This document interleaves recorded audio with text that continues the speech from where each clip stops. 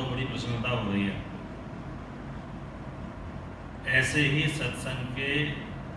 सत्संगियों की संख्या धीरे धीरे वृद्धि होती रहेगी, बढ़ती रहेगी। तो वास्तविकता और सच बात तो यह है कि उतना ही हमारा आपका मन भगवान के पावन चरित्रों में लगेगा। ये स्वाभाविक बात है। जब कृष्णार्थी या रामार्थी श्रोता होते हैं और कृष्णार्थी वक्ता होता है तो तारतम्य मिल जाता है। और दोनों मात्र अर्थी माने धन लाभ के लिए ही कार्य करें तो फिर वहाँ मामला डिस्मिस हो जाता है, क्योंकि वह अर्थ प्रधान हो जाता है। तो वो अपने लिए अर्थ चाहता है, वो अपने लिए अर्थ चाहता है।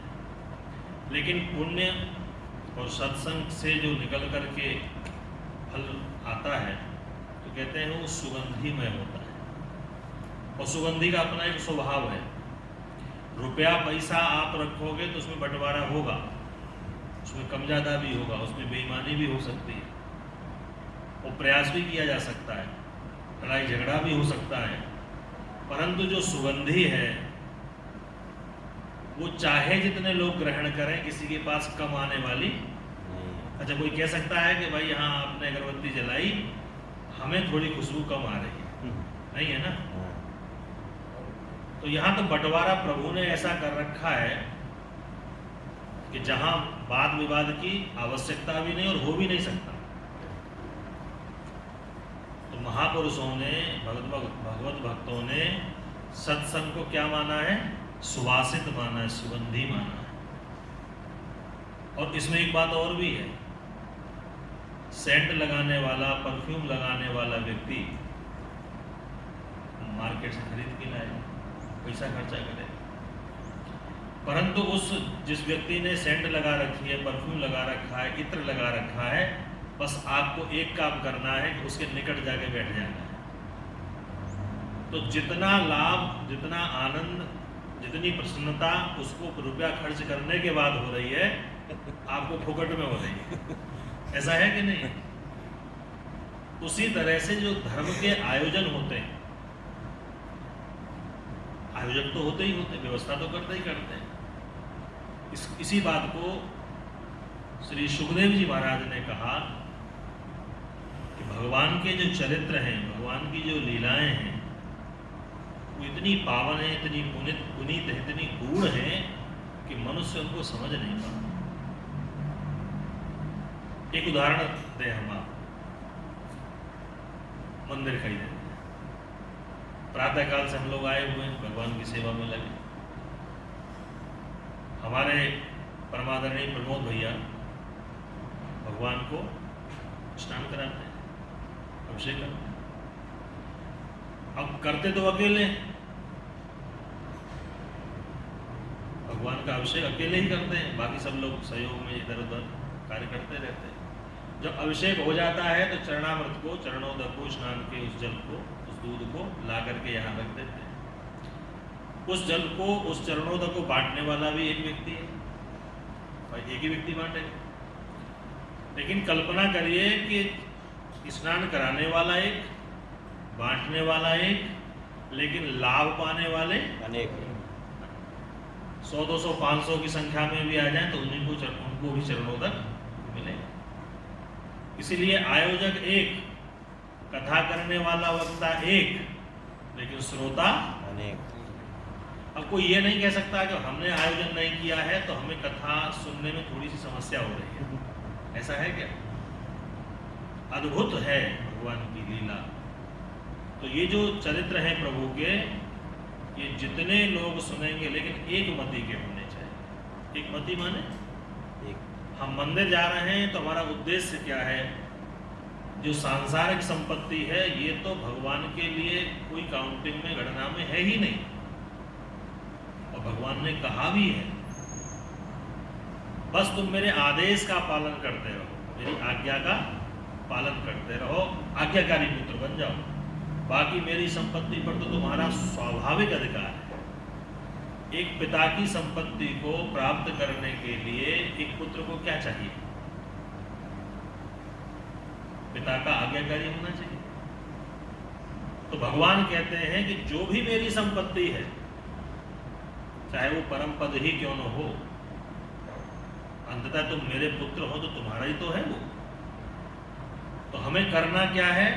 तो भगवान कहते हैं मदादेश करो लोकः सर्वत्राप्नोति शोभनम। महाराज पृथु से भगवान श्री हरि कहते हैं, नारायण कहते हैं, महाराज पृथु, जो इस संसार में मेरी आज्ञा को मानेगा उसका मेरी संपत्ति पर अधिकार होगा, उसके लिए कहीं भी कोई अशोभन नहीं होगा। सर्वत्र शोभनम वर्तते। क्यों कह रहे हैं भगवान? भगवान का आदेश क्या है? अच्छा, हम कैसे समझें कि भगवान का ये आदेश है, भगवान का ये आदेश नहीं? तो भगवान कहते हैं कि धर्म शास्त्रों में जो बातें बताई गई हैं आचार्यों के द्वारा, वो मेरा ही आदेश है। तो धर्मशास्त्र क्या है? धर्मशास्त्र के नाम पर हमारे यहाँ जो मान्यता है वो स्मृतियों की है। धर्मशास्त्रम तो वही स्मृति ही। ये जो स्मृति है हमारे ऋषियों के द्वारा जो नियमावली बनाई गई है, उनका नाम है स्मृति, और उनका अनुसरण करने वाले लोग कहलाते हैं स्मार्त। हम लोग कहते हैं ये वैष्णवों की है, स्मार्तों की है, एकादशी के बारे में चर्चा होती है। स्मार्त माने स्मृतियों का अनुसरण करने वाले। वो क्या है? तो कुछ बातें सभी जनों को पता है और उनका यथाविधि वो पालन भी करते हैं। सबसे पहला है सत्यम वद। ये भगवान का आदेश है। भगवान ने हमको आपको आदेश दिया है कि सत्य का आचरण करो, सत्य बोलो। और यदि हम झूठ बोलेंगे, मिथ्या भाषण करेंगे, तो ये भगवान की आज्ञा का पालन नहीं हुआ, ये तो भगवान की आज्ञा की अवहेलना होगी। दूसरा कहा धर्मम चर। धर्म का आचरण करो। धर्म का आचरण से क्या संबंध है? धर्म ऐसा व्यापक शब्द है कि अनेक प्रकार से महापुरुषों ने इसकी व्याख्या की, इसको परिभाषित किया।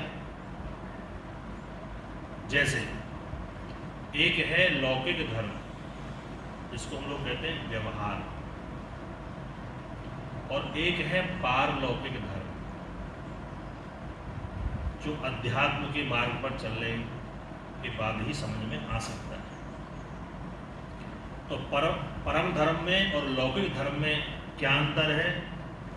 तो कहते हैं जो लौकिक धर्म है, लौकिक धर्म माने व्यवहार, वो सेकंड नंबर पर आता है, दूसरे नंबर पर आता है। पहले नंबर पर परम धर्म आता है। उसी परम धर्म की चर्चा श्रीमद् भागवत महापुराण में की गई है। अत्र परमो धर्मो निरूप्यते। यहाँ परम धर्म की चर्चा है, इसलिए भागवत जी के मंगलाचरण में ही व्यास जी ने ये संकेत कर दिया।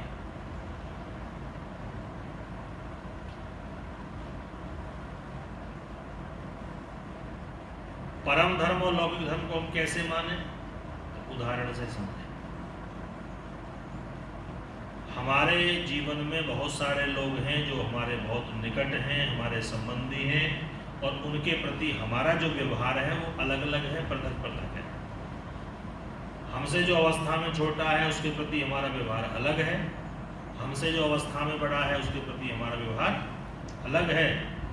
हमारे जो मान्य हैं, मान्य माने बेटी की ससुराल के, बुआ जी की ससुराल के, और बहन जी की ससुराल के, ये हमारे क्या कहे जाते हैं?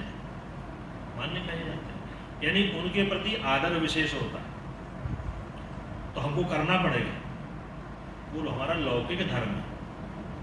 अच्छा, कहीं हम मान्य हैं, आप भी तो कहीं मान्य होंगे, तो उनका धर्म है कि वही व्यवहार वो आपके प्रति करें।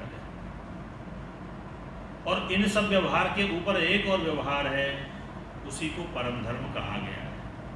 उदाहरण से समझो, आप लोगों ने परम भक्ति की प्रतिमूर्ति राजस्थान की पावन भूमि को और पुनीत करने वाली मीराबाई का नाम सुना? जगत में विख्यात हो, राजघराने की थी, कोई कमी नहीं थी, कोई अभाव नहीं। लौकिक धर्म छूटने लगा, किसी ने कहा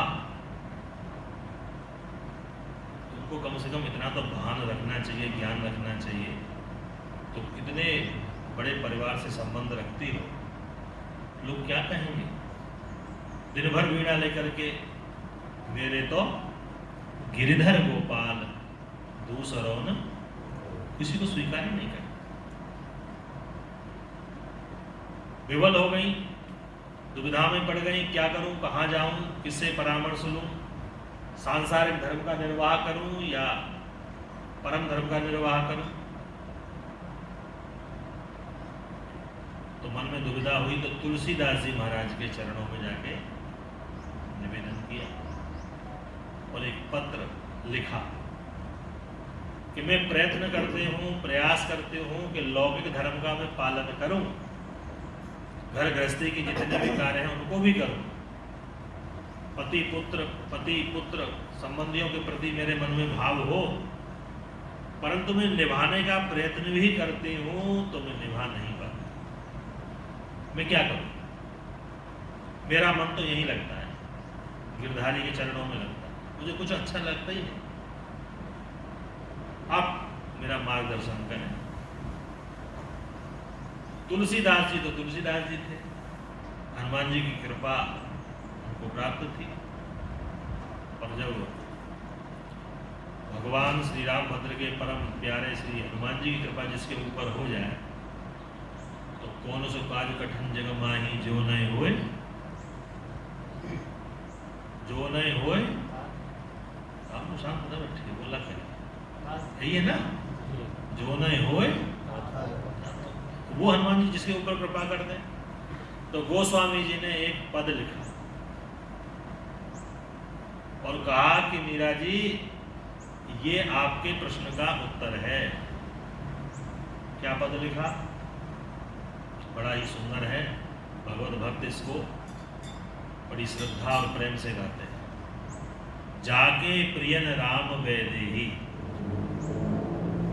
तजिय ताहि कोटि वैरी सम यद्यपि परम स्नेही। जाके प्रियन राम वैदेही। जब पहली पंक्ति पढ़ी तो मीरा जी ने कहा कि महाराज ये तो बड़ा कठिन है, सबको त्याग दो, छोड़ दो, अंतिम प्रणाम कर लो भैया, आज से तुम्हारा रास्ता अलग, हमारा रास्ता अलग। तो लौकिक व्यवहार की जंजीरों में मनुष्य इतना जकड़ा हुआ है कि वो कैसे छोड़ पाएगा? वैराग्य तो हमको आपको भी होता है, कभी कभी मन खिन्न हो जाता है घर में, छोड़ो हटाओ, लाल कपड़ा पहन लो, चलो आश्रम में चलते, बवाल काटो, हटाओ। लेकिन एक क्षण के बाद में तुरंत मस्त, अरे छोटे छोटे बच्चे हैं, संसार है, चार बर्तन होते हैं घर में, खटकते रहते हैं, आवाज होती रहती, छोड़ो बवाल, बुढ़ापे में देखेंगे, तुरंत खत्म। तो इसको कहते हैं मरकट वैराग्य। मरकट माने बंदर। तो बंदर जैसे उछल कूद नहीं करता है, कभी इधर कभी उधर, तो हमारे मन में भी भाव तो आते हैं लेकिन स्थिर नहीं रहते। एक संत बता रहे थे, बड़ा सुंदर प्रसंग सुना रहे थे, बोले पति पत्नी में लड़ाई हो गई और लड़ाई इतनी बढ़ गई कि एक दूसरे को देखना न चाहे। तो अंत में पति देव ने फैसला किया कि यहाँ से तो चले जाना ही ठीक है, कम से कम शांति से किसी कुटिया में रहेंगे, भजन करेंगे, 2 वक्त का भोजन तो मिल ही जाएगा। निकल लिए घर से, स्टेशन पहुंचे, टिकट भी ले ली, ट्रेन का भी टाइम हो गया, ट्रेन ने सीटी दी चलने के लिए। अब एक पैर ट्रेन के ऊपर है, एक पैर प्लेटफार्म पे है, और वो जो पकड़ने का हैंडल होता है उसको पकड़ के सोच रहे हैं क्या करें, चढ़ें कि न चढ़ें। दुविधा में। एक पीछे से धक्का जैसा आता है, अरे चढ़ जा, अब क्या रखा है मुझे। फिर सामने से धक्का आता है पीछे के लिए, अरे पागल अभी समय कोई संन्यास लेने का, अरे कच्ची गृहस्थी है। और धीरे धीरे जब दिमाग दौड़ाया घर वालों के प्रति, तो जो छोटा बच्चा था घर में उसके प्रति विशेष स्नेह था, उसका नाम था चिंटू। तो चिंटू की याद आ गई और हैंडल छोड़ दिया, चले आए। तो ऐसा वैराग्य नहीं। तो मीराबाई कहती है, महाराज आप लिख तो रहे हो, जाके प्रिय न राम वैदेही तजिए ताज, छोड़ दो। कैसे छोड़े? बोले उस अपना इसने ही मानो ही मत, संबंधी मानो ही मत। क्या मानो? कोटि बैरीशम, 1000 शत्रुओं का अकेला शत्रु है वो। यद्यपि परम स्नेही, यद्यपि हमारा संबंधी है, बहुत निकटवर्ती रहा है, लेकिन ऐसे संबंध को तिलांजलि दे देनी चाहिए। तो मीराबाई ने कहा कि महाराज पहला एक्सपेरिमेंट हमारे ऊपर कर रहे हो या पहले कुछ हो चुका है? हम ही से शुरुआत श्री गणेश कर रहे हो क्या? तो गोस्वामी जी पंक्ति लिखते हैं नीचे, नहीं देवी जी ऐसा, इस धरती पर ऐसे बहुत महापुरुष हुए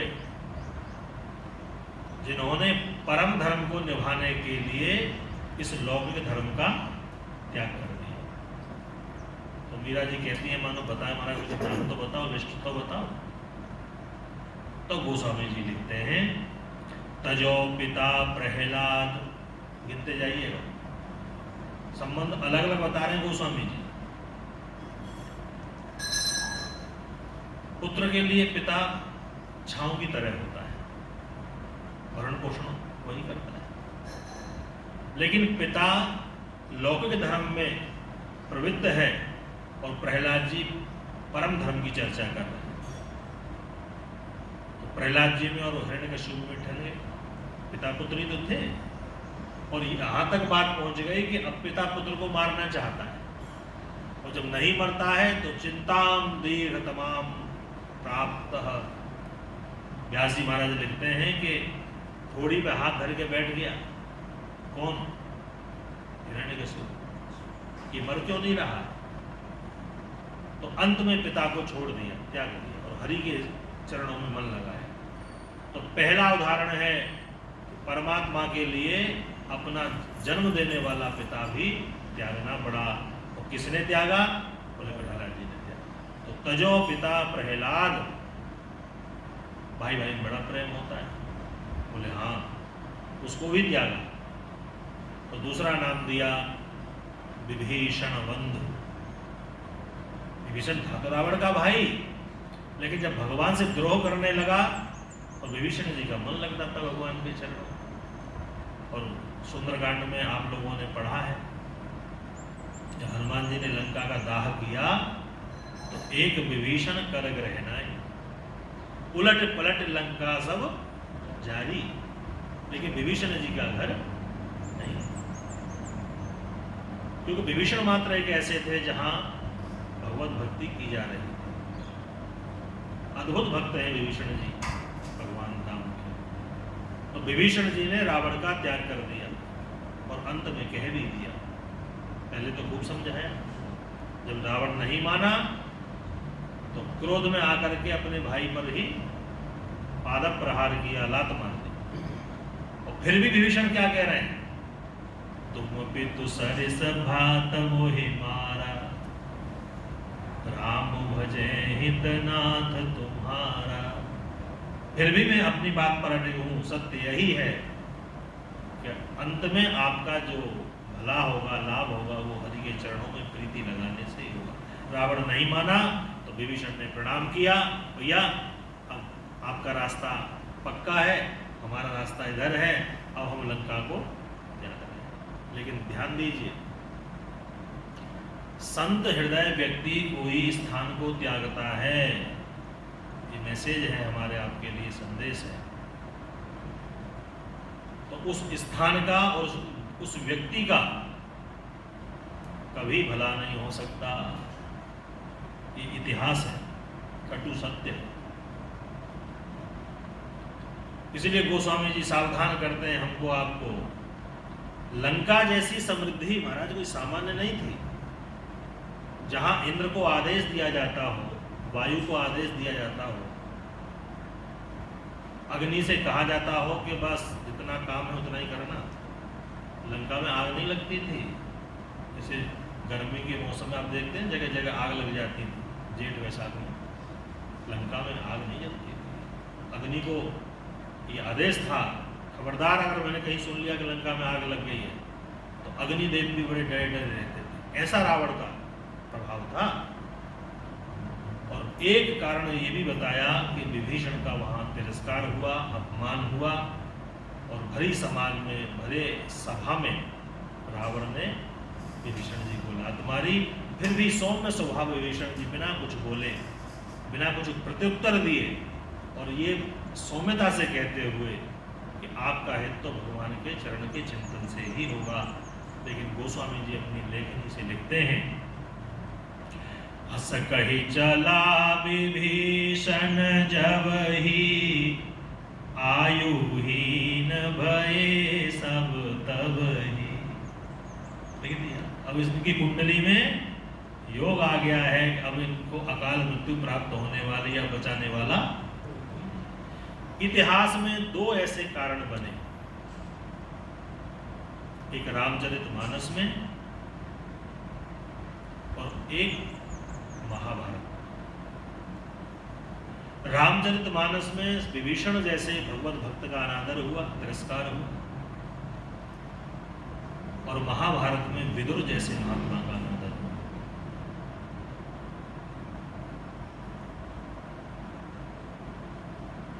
जब विदुर जी समझाते हैं धृतराष्ट्र को, तो पुत्र के मोह में पड़े हुए धृतराष्ट्र बाहर की दृष्टि से तो रहित थे ही, और जो अंदर की दृष्टि होती है, हमारे यहाँ शास्त्रों में दो नेत्र बताए हैं,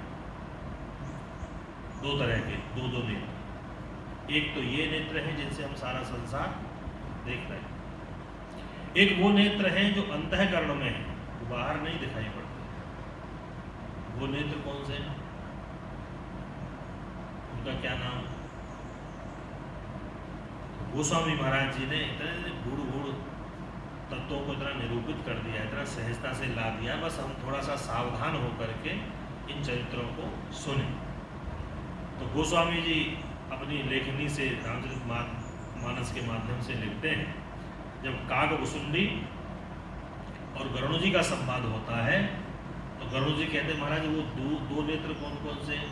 इनको तो सभी जानते हैं, इनको कहते हैं चर्म चक्षु, जिनसे हम संसार देखते हैं, और वो अंतःकरण में विराजमान है जिनसे हम संसार के बाद का दृश्य देखते हैं। वो क्या है? तो कहते हैं ज्ञान विराग नयन उरगारी। उरग कहते हैं सांप को, और अरि माने दुश्मन, शत्रु। तो सांप का शत्रु कौन है? गरुड़ जी महाराज। तो उरगाणाम अरिहि उरगारी, उरगारिर वै गरुणः। उरगारी नाम है गरुड़ जी का।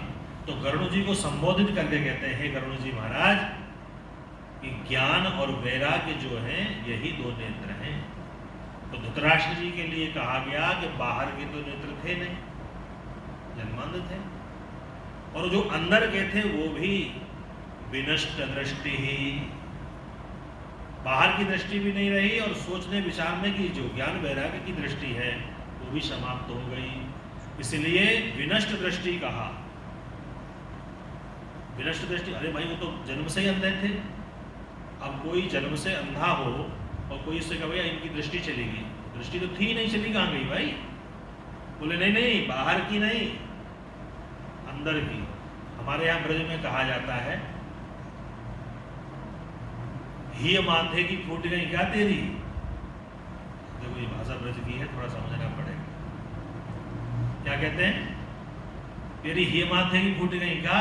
तो दिख ना रहा हो, यानी कि तुम्हें दिख नहीं रहा है। तुम्हारी ही माने हृदय, हृदय की, और माथ माने ये आंख, माथे के नीचे आंख है। बोले ये और वो गांव में भी, कहावत में भी कितना ज्ञान है। उनको भी पता है कि दो आंखें ये तो है ही हैं, इनके अलावा भी दो हैं। तो उनको कहते हैं हीय की, ही माने हृदय की। तो ठेठ भाषा में भी लोग प्रयोग कर रहे हैं, लेकिन ज्ञान की बात कर रहे हैं। वो तेरे हीय माथे की फूट गई क्या, तो दिखाई ना दे रहा हो? तो इनसे नहीं दिख रहा है तो सोच विचार के तो चल कम से कम भले आदमी। तो कहा कि दो प्रकार के नेत्र, एक तो जो माथे के नीचे हैं और एक जो हृदय में, ज्ञान और वैराग्य के रूप में।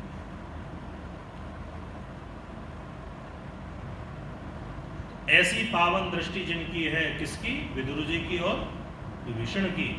परंतु इनका अनादर हुआ, तिरस्कार हुआ। तो विदुर जी के लिए कहा कि विदुर जी सारा सब कुछ जो सामग्री थी आज दरबार की, और यहाँ तक कि अपने आयुध भी रख दिए। धनुर्द्वार निधाय, खाली हाथ, बस तन पर वस्त्र है, और कहा कि महाराज बस अब हमारा यहाँ से रास्ता आपके साथ नहीं चलता है।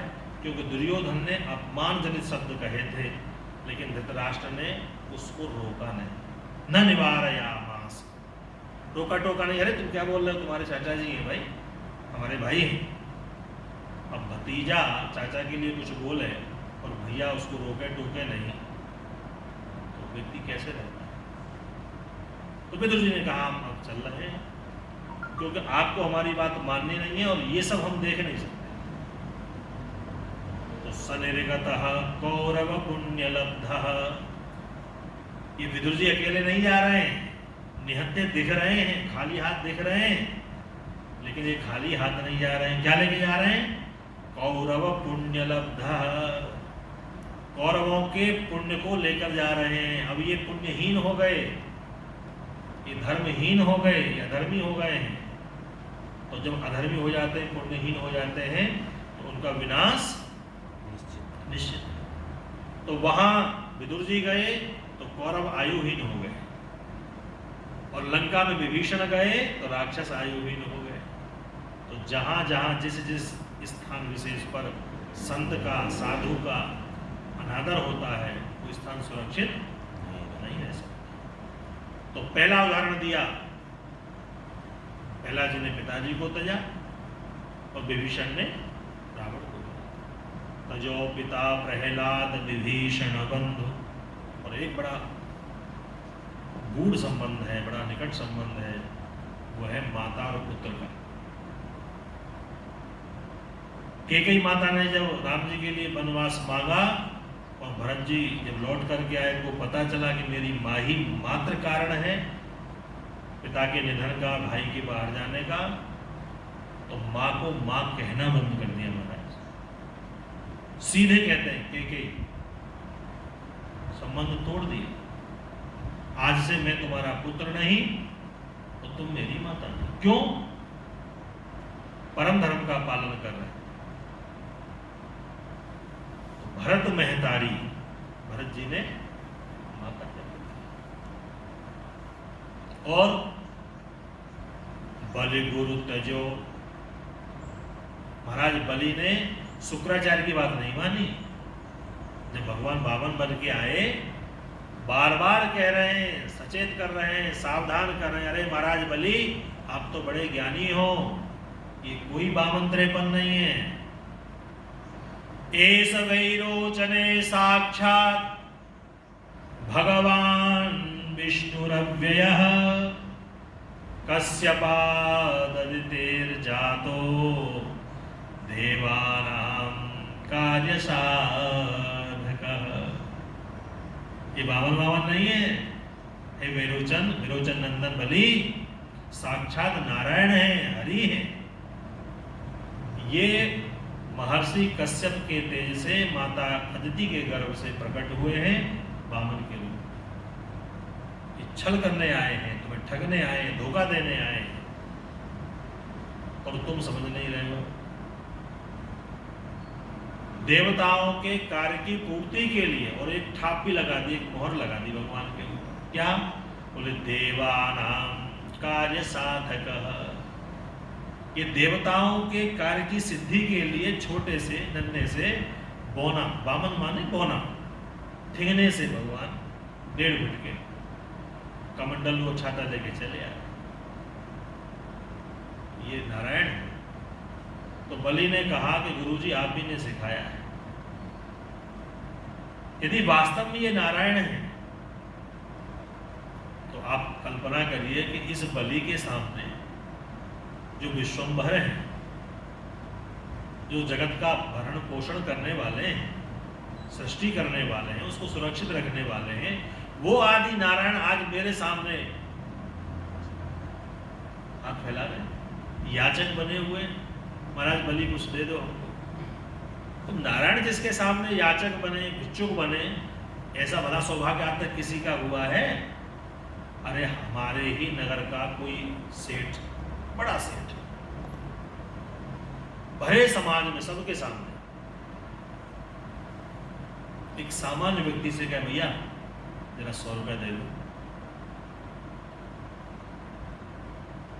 कल्पना करिए कैसा लगेगा। जो नगर सैकड़ों परिवार, जो सेठ सैकड़ों परिवारों को पाल रहा है, वो भरे समाज में खड़े होकर भैया जरा 100 रुपया दे दो, टैक्सी के लिए किराया नहीं, जब घर जाना। तो जिससे रुपया मांगा जा रहा है उसको कैसा लगेगा? गौरवान्वित होगा, इतने बड़े सेठ के काम आ रहे हैं हम। यदि ये भगवान है तो बलि का सौभाग्य है, तब तो मैं अवश्य दूंगा। और यदि भगवान नहीं भी है, मान लीजिए, तो छोटे से तो हैं। अरे मुझसे कहते हैं कि भाई अपने पैर से चल करके 3 पैर पृथ्वी हमको दे दीजिए, तो शायद मेरे बड़े बड़े डग हैं, बड़े बड़े कदम हैं, तो 10-20 फीट ले लेते। लेकिन ये तो स्वयं छोटे से हैं, 1 मीटर में काम हो जाएगा इनका। उन्होंने कहा भी है कि 3 पैर पृथ्वी चाहिए, लेकिन नापेंगे हम तो इनका तो मीटर बहुत छोटा है। तो दोनों ही पक्षों में गुरुजी मेरा कल्याण है। यदि ये ब्राह्मण के बेटा है, बटुक है, तब भी मुझे कोई चिंता करने की आवश्यकता नहीं, छोटे से तो हैं।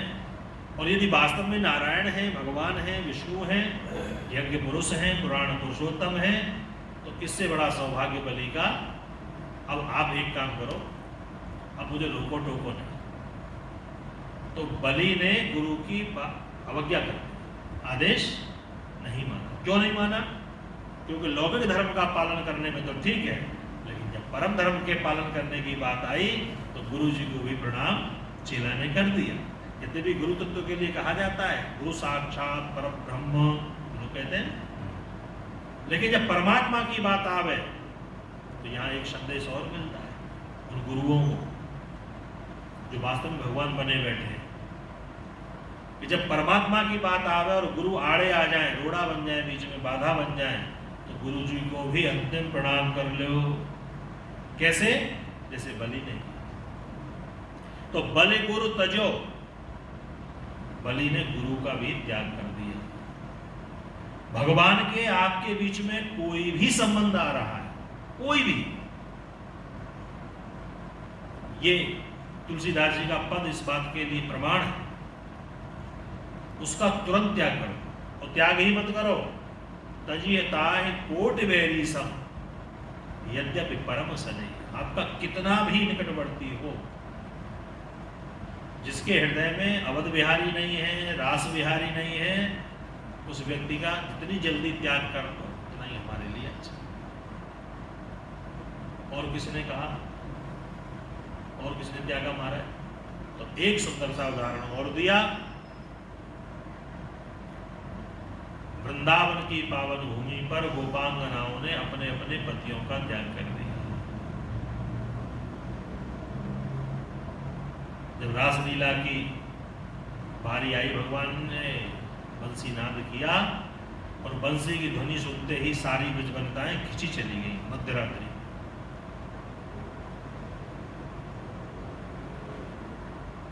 ब्रजवनिताओं ने अपने कांता का त्याग कर दिया, अपने पतियों का त्याग कर दिया।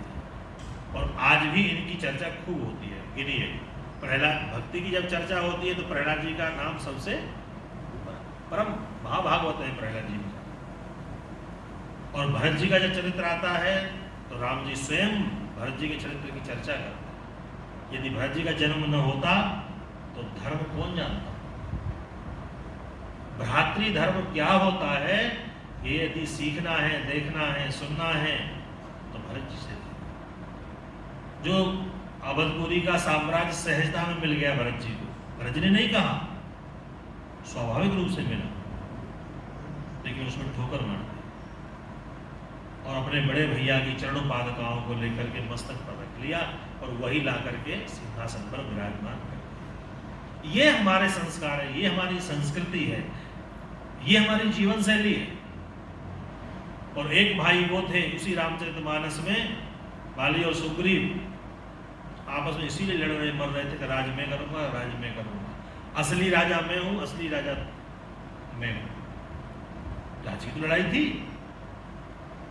यह है हमारी संस्कृति। तो भरत जी की चर्चा खूब होती है। और तीसरा कौन है? बलि। बलि के नाम पर तो आज कलाव मानते हैं ना पूजा में पंडित जी लोग, तो बलि का स्मरण करते हैं। ये न बद्धो बलि राजा दानवेंद्रो महाबलः। इतना बड़ा दानी जिस सत्य के कारण बंध गया, उसी सत्य को प्रमाण मान करके, साक्षी मान करके यजमान से कहते हैं हम आपको बांध रहे हैं, सत्य का आचरण करना। तेन त्वाम प्रतिबदनामि। बलि का स्मरण किया जाता है तब कलाया बांधा जाता है। इतना, और नाम ही पड़ गया बलिदान। कोई बड़ा कोई दान कर दे तो उसका नाम ही पड़ जाता है बलिदान, नहीं बलि के समान दान। कितना यश फैला। और बलि गुरु तजो कंत ब्रज बरतन, और गोपियों ने पतियों का त्याग कर दिया। तो महाराज आज बिना वृंदावन की लीला के चर्चा किए कोई कथा पूरी होती है? गोपियों के मन में जो भगवान नंदनंदन के प्रति भाव है, बिना उसकी चर्चा किए जो वास्तव में प्रेम है, प्रेम देखना है तो भगवान कृष्ण का और गोपियों का देखो, जिन्होंने रात्रि के समय सबको त्याग दिया। छोटे छोटे बच्चे भी रहे होंगे, वयोवृद्ध भी रहे होंगे, पति रहे होंगे, सास ससुर रहे होंगे, सारे संबंधी रहे होंगे। और ऐसा भी नहीं है काम करते करते त्यागा। कोई भागवत जी में वर्णन आता है, कोई बच्चे को दूध पिला रही थी, स्नेह की जंजीर को काट दिया। जो मातृ धर्म है पुत्र के प्रति, उसका भी तिरस्कार कर दिया, अनादर कर दिया, त्याग दिया और परम धर्म को रास्ते में चल पड़े। तो भगवान के और आपके मिलने में जो बाधक बने, साधना में जो बाधा उत्पन्न करे, उसका बड़ी सहजता से त्याग कर देना चाहिए। तो यहाँ भगवान शंकर माता पार्वती से कह रहे हैं, पार्वती अब मैं तुम्हें जो सुनाने जा रहा हूँ सावधान होकर सुनो। ये विशेष रूप से कहा। कई बार ऐसा होता है कि हम सुन तो लेते हैं लेकिन वो हमारे हृदय में बात उतरती नहीं। क्यों? क्योंकि सुनते समय हमने असावधानी की, सावधानी नहीं की। तो जो वचन, जो वाक्य, जो बात, जो उपदेश सावधानी पूर्वक, एकाग्रता पूर्वक, शांत मन से सुना जाएगा, वो दीर्घ काल तक आपको स्मृति में लाभ देता है। इसीलिए कथाकार पहले ही लिखते हैं। भगवान शिव भी माता पार्वती से कह रहे हैं, पार्वती अब मैं भगवान की पावन कथा सुनाने जा रहा हूँ। जन्म एक दुई कहूँ बखानी, सावधान सुन सुमति भवानी। अब माता जगदम्बा है, कोई सामान्य थोड़ी है, फिर भी भगवान शिव को कहना पड़ा, देवी जी सावधान होकर सुनो, इधर उधर मन को मत ले जाना। तो भगवान शिव कहते हैं कि भगवान राम के जो अवतार के कारण हैं, एक नहीं है, अनेक हैं, उनमें से मैं कुछ की चर्चा करूँ। एक कारण तो ये है कि हिरण्यकशिपु जो भगवान के पार्षद थे, सेवक थे, नारद जी ने एक बार उनको शाप दिया और वो जाकर के भयानक निशाचर हुए। 3 बार भगवान को अवतरित होना पड़ा, तब जाकर के उनकी मुक्ति हुई।